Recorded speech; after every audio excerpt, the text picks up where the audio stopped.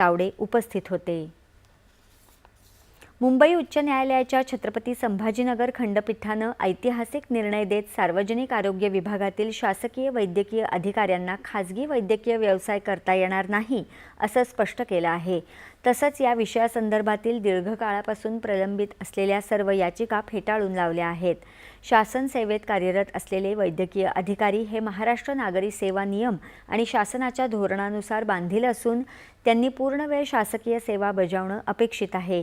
त्यामुळे शासकीय सेवेत असताना खाजगी वैद्यकीय व्यवसाय करण्यास परवानगी देता येणार नाही असंही न्यायालयाने स्पष्ट केलं आहे।